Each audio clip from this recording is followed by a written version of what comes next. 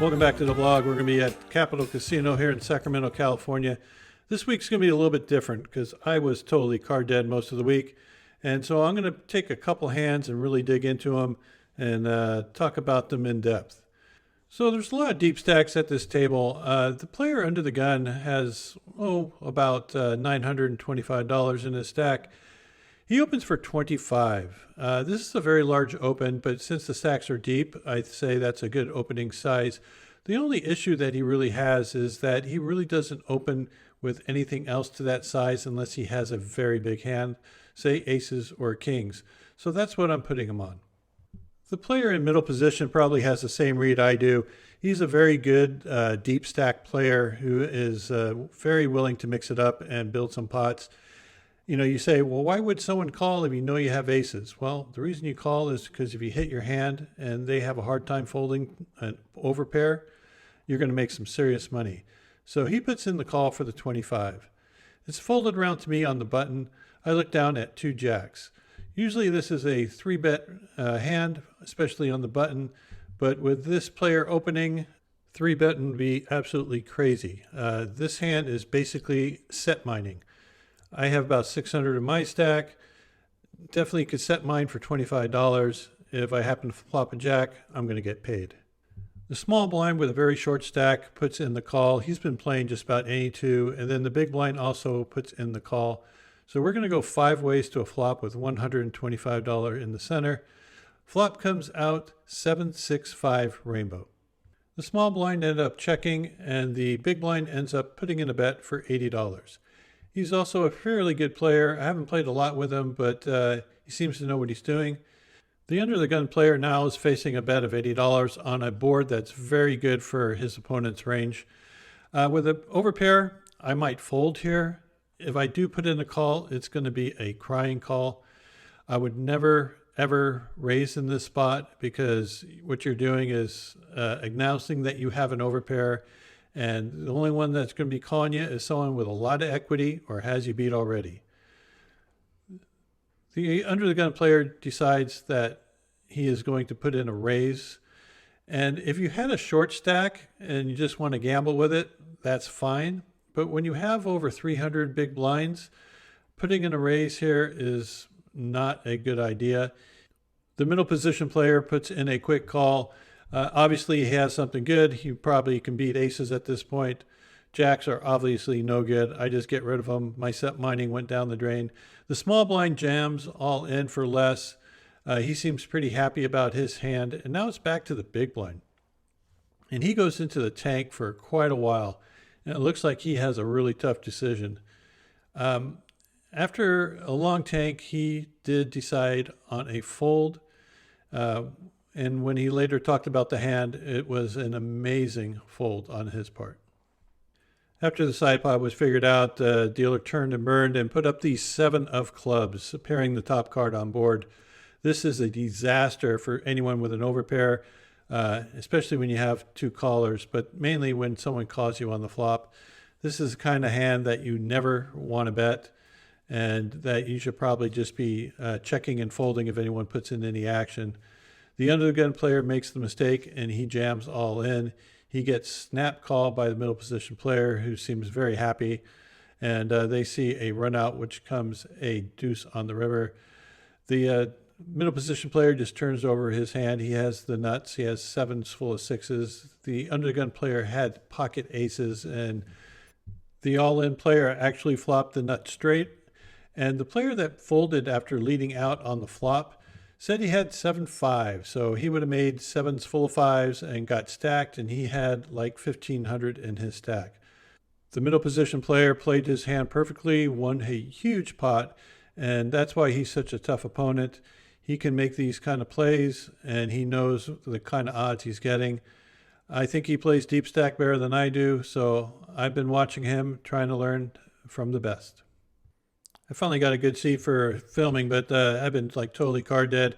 Here it's been about an hour and 20 minutes. And I finally pick up 5-4 suited from middle position. It's folded to me, so I decided to open to $15. This is kind of a loose open, but I only get 1 caller. Then we see a flop that comes ace, 8-8 rainbow. Really good flop for the pre-flop aggressor. So If the player doesn't have an ace or an 8, it's going to be hard for them to call. So unless they're floating with something else, this little c-bet should take it down. So I c-bet for $20 and he puts in the quick call.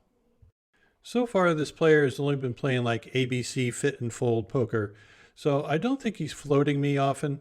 And so therefore, I'm just going to be shutting down here unless I get some sort of crazy miracle card like a 2 or 3 of diamonds. Or a 6 or a 7 of diamonds. Anyway, turn card comes as a 2 of spades. I'm not going to put any more money into this. I check, hoping to get a free card. He puts out a small bet. Makes me feel like he has more of an 8 in his hand than an ace. So I think I'm just going to have to let this one go, and we'll move on to the next one. The very next hand, I pick up a pair of 10s, open from the +1 position to $15. I get one caller, and then when it comes to the player with the big stack who plays well, he makes it 55. Not ideal, being out of position against a tough opponent with a deep stack, but with a pair of 10s, I'm definitely going to be calling for another 40, and so does the other player. So we're going to go 3 ways to the flop with 169 in the center. Flop comes out Jack 7-3 with 2 clubs. Not the greatest flop in the world for a pocket pair of 10s, especially when I don't have a 10 of clubs in my hand. But it's not the worst either. So I'm going to check this and see what the other 2 players behind me do. If it don't get too much resistance or they don't bet too much, I'm probably going to take at least 1 card off here. I checked it. The other 2 players end up checking. So that's good for me. I think I have the best right now. The turn card comes as a king of clubs. I think either one of my opponents would bet a flush draw if they had one, so I don't think they have a made flush, but the king could definitely hit my opponent. What to do? Well, I decided that I was going to grab some chips to see if I can get a read, see if they would tip their hand, whether they're going to play along or fold their hand. So I grab a stack of chips, start counting out a bet, and was watching my opponents. The first one started shuffling his cards. Usually that's an obvious sign that he's not interested. So now I just have to worry about the aggressive opponent on the button. And I think if he had something, he would bet the flop. So as long as he doesn't have a king, I should get this through. And he does fold away, and we win this one. The very next hand, I look down at ace jack of diamonds from under the gun, open for a raise to 15. End up getting 4 callers for the 15. So we're going to go 5 ways to this flop with $79 in the middle.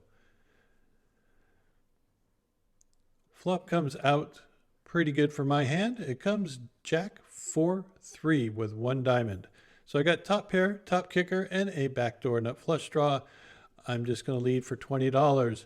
First 2 players fold. Third player put in a quick call, and so does the final player. So we see a turn card of a 7 of hearts. Well, the 7 of hearts isn't the best card in the world because it puts up the most obvious straight of 5-6.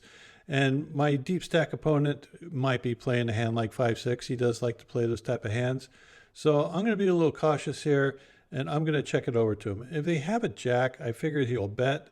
And if he has the 5-6, yeah, he's going to bet too. And then I have to make a decision. It's a little dangerous checking, giving someone a free card. But since he's aggressive, I don't think he would give me a free card. When it's checked to him, he bets $75. That's about the right size. If he has 5-6, he could have a set, he could have 2 pair, he can have just about anything. But I've been studying him a little bit, and I think I got a little bit of a read on him. I'm not going to really go into what it is because, as I said, he's a tough opponent, and I'll just keep that to myself. I put in the call, and so does the other player.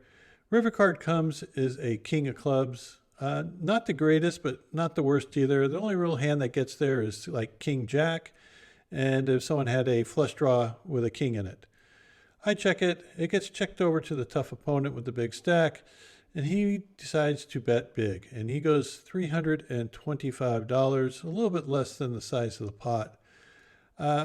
As I said, I'm playing this as though I have the best hand. I put in the quick call. He says, you're good. I have a jack, so I roll over my ace jack because I know I have him outkicked, and we win a good one. I ended up going card dead again, and a couple of the bigger stacks ended up leaving, so I was a little frustrated with the card deadness and decided to hang it up. Came back the next day, and this was the first hand I ended up playing. I'm in the cutoff, but the hijack who's been V-pipping a 100% opens for the $6 straddle. I got king queen, definitely going to be raising. I make it 30. The straddler and the limper put in the call. So it's just going to be the three of us headed off to a flop with $94 in the center. And you guessed it, flop comes out ace high. Not the greatest in the world. The first player checks, the second player checks quickly, and now it's to me. And with king high, it's definitely going to be worth a bet. Yes, you heard me, worth a bet. Both these players are playing a lot of hands. Both of them will call super light, and both of them will fold to pressure later on. So I'm going to represent that I have an ace because it's very likely that I do if I played this hand in this spot. And I end up betting $45. The first player folds out and the player in the hijack puts in the quick call. Turn card comes is a six of spades. My opponent checks again, and as I said, he's the type that will be floating with a lot of garbage, straight draws, maybe something as weak as a pair of sevens. If he has a six, so be it. I'm going to keep the pressure on. I'm going to represent the ace because if he has a seven, I can give him the fold out. If he has some equity with a straight draw and two cards that can make a pair, I want him to fold. So I announced a bet of $80, and he quickly releases the hand, and we took this one down. The key to this hand is knowing that your opponent is a person who would float a lot and chase a lot. You can get them to fold a lot if you keep the pressure on. If this was like an opponent from the previous day, I would probably just give up once the ace comes. But with this one, I'm going to be firing away. Here we pick up pocket nines in middle position. Player raises to $6. Well, I'm going to make it $30. Hopefully get everyone to fold. Player at the end of the table is the one that has been playing 100% VPIP. And of course, he's going to be calling no matter what I raise it. So figure I'll get $30 out of him. The other player does put in the call, and the three of us are going to end up going to a flop with $91 in the center. The flop comes out ace 8-8, rainbow. Just like the other day when the flop was exactly the same. Both players checked me, and as I said before, this type of board texture is great for the pre-flop aggressor. This is an easy continuation bet. I would continue with 100% of my range on this type of board. Anyway, if they don't have an ace, if they don't have an eight, it's really hard for them to call. Even the person who floats a lot ends up folding. And we're just going to take this one down with just a regular old C bet because the texture was right. So think about board texture every time you decide whether you should bet or not. Board textures like this with a big card and two small pair cards are great for the pre-flop aggressor. If it comes ace or king high, you get a flop like this with a small pair, go ahead and c-bet it. If the person is not a non-floater, they're going to probably end up folding. So once again, forgive me for having a shorter vlog than normal, but I do hope you appreciate the extra analysis that went into this. Get you thinking more about poker and how to become a better player. I'm not saying I'm the best player in the world. I'm still learning myself, but I am sharing some of my thoughts and strategies with you, so I hope you take them to heart. We ended up winning $700 for the week, which is not bad considering how card dead I was all week long. Of course, that one big pot with the ace jack of diamonds sure helps. As you can see, our monthly and our yearly has ticked up a little bit. Not bad for a very slow week. So we'll see how we do next week. Hopefully we can do better. So until next time, good luck at the tables, and we'll see you back here soon.